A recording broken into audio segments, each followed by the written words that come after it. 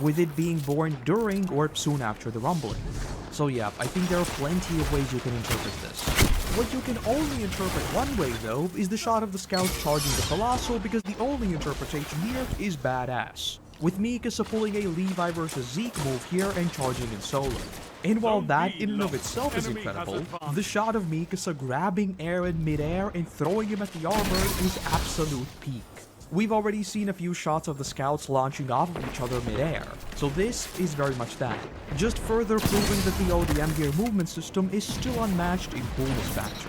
Though the final shots we get in this one are a series of beasts and Zeke, the Beast Titan, trampling people with said beasts. This opening as a whole does juxtapose the hunter and the prey quite a lot, so this could also be a way to just convey that. The world is a cruel place, and so we just see the natural order of things. Hunters going after their prey. Only problem is the giraffes are herbivores, so they don't eat meat, so they're not really predators, but anyway. What I find far more interesting here is the potential foreshadowing toward the rumbling, because, you know, these are lumbering beasts trampling the world which were awakened by Zeke's scream. Now, don't get me wrong, normally I would say, surely not, right?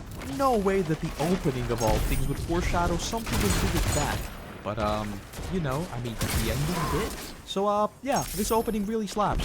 As for the title of the episode, The Beast Titan, I really don't think there's much to read into here. Zeke basically kickstarts the entire Season 2-3 story, and this is the first time he appears, so yeah, The Beast Titan. Moving into the episode itself, we once again open right where we left off in Season 1, with Erwin 2 now learning of the Titans within the walls. With Erwin, though, things are a little different. As unlike Hanji, who is more so stunned by the sheer number of possible explanations and the research she can now carry out, Erwin is sort of two minds about this. Obviously, he's just angry about this just being yet another case of someone keeping information from them for some bogus made-up reason while they're literally dying out there trying to learn anything they can. But at the same time, with what we learn in his childhood later on, he is now yet another step closer to finally confirming all of those theories his father talked about. Just like with the revelation that the female Titan is just human, there being Titans within the walls just lets Erwin pin another bit of string on his corkboard, if you will. It might raise countless entirely new questions, but clearly, we are beginning to peel away at the layers of completely unknowns. We then cut on over to Marlo and Hitch, who are on cleanup duty after the clash between Eren and Annie.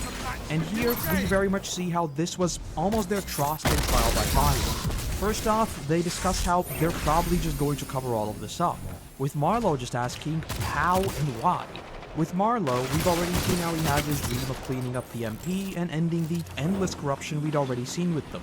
So with him now literally seeing how they're not the least bit worried about covering up something of even this magnitude, I mean, two Titans literally just fought at the very heart of Walsina. For Marlo, this is just a very rude awakening of how hard of a task he has ahead of him.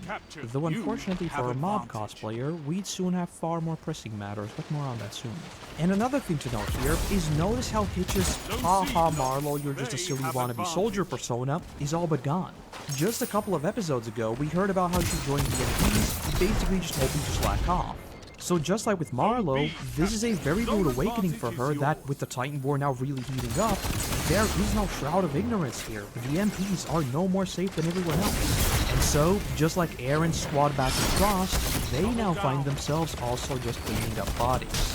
Cutting back to Hanji, we see her and Pasternak atop the wall, where she just desperately tries to find answers about why there are Titans within the walls. With Hanji, we of course must remember that she has spent a very good part of her life just trying to break down and understand the mechanics of the Titans. She was basically at the very cutting edge of learning how they even operate.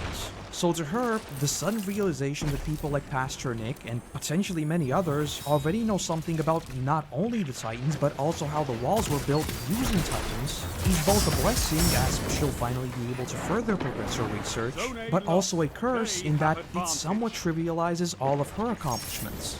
You know that feeling when you spend like 2 hours trying to figure something out and you come up with your own janky solution?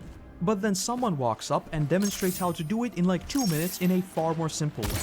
Yeah, you still figured it out on your own, but I mean, come on, it does somewhat trivialize what you just did, right? And that is Hanji right now. And another thing that I found really interesting here is how Hanji is portrayed, because she straight up threatens to throw Nick